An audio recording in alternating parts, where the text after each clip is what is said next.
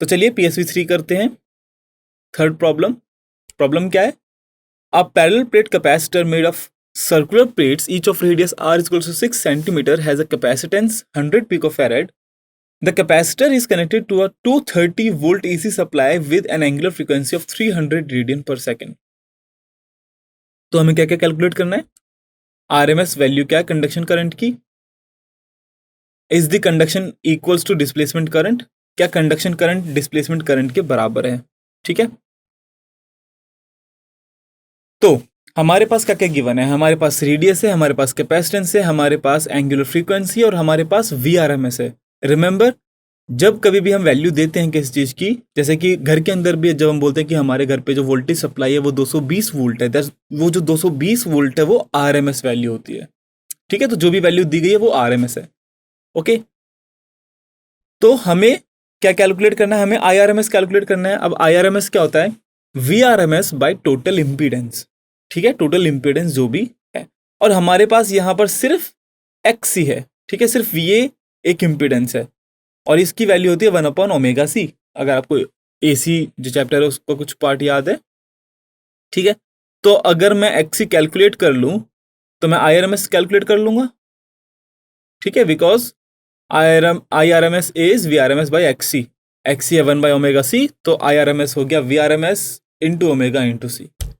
ठीक है, तो वैल्यूज डाल देते हैं और हमारा जो रूट मीन स्क्वायर करंट है it is 6.9 micro ampere.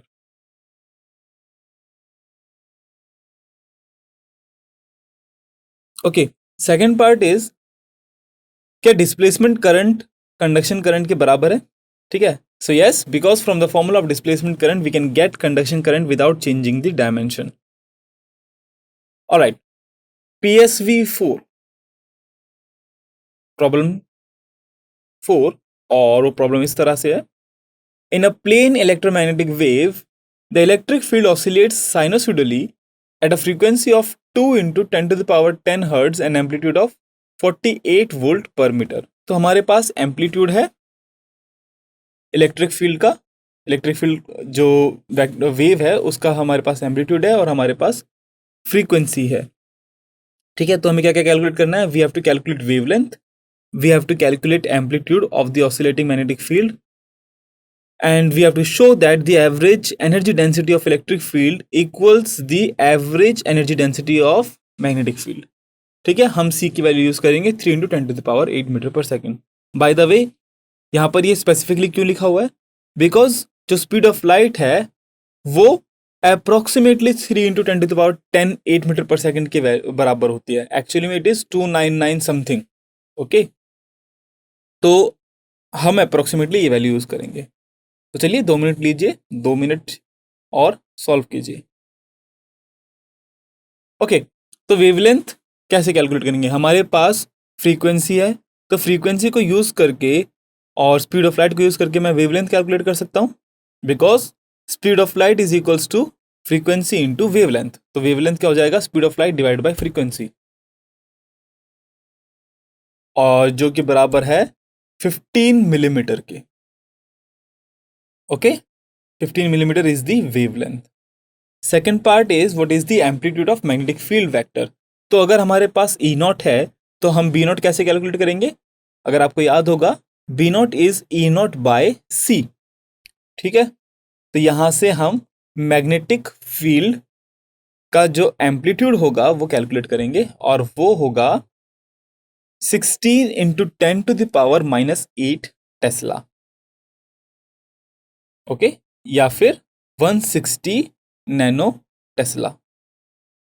Part C, energy density in electric field. ठीक है, तो एनर्जी डेंसिटी इलेक्ट्रिक फील्ड की कितनी होती है? Half E² by epsilon not, और मैग्नेटिक फील्ड की कितनी होती है?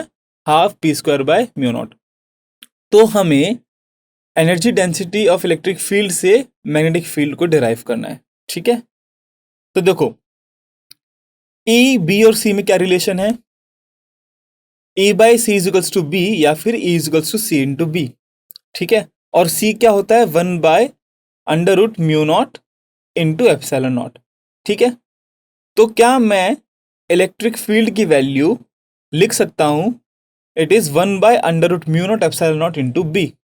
ठीक है, और ये वैल्यू अगर मैं फर्स्ट इक्वेशन में डालूं तो क्या होगा, half B square by mu naught into epsilon naught. ठीक है, यहां से एप्सिलॉन नॉट कैंसिल आउट हो जाएगा और हमारी एनर्जी डेंसिटी कितनी आ गई, half B square by mu naught. Okay, तो यहां से हम प्रूव कर सकते हैं कि energy density of electric field is equals to energy density of magnetic field. तो हमने इस पूरे पार्ट में क्या क्या पढ़ा कि electromagnetic waves are non material waves and transverse in nature.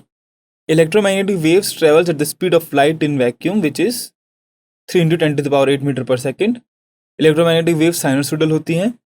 Electromagnetic waves produce होती हैं बिकॉज ऑफ एक्सेलरेटिंग और ऑसिलेटिंग और वाइब्रेटिंग चार्जेस।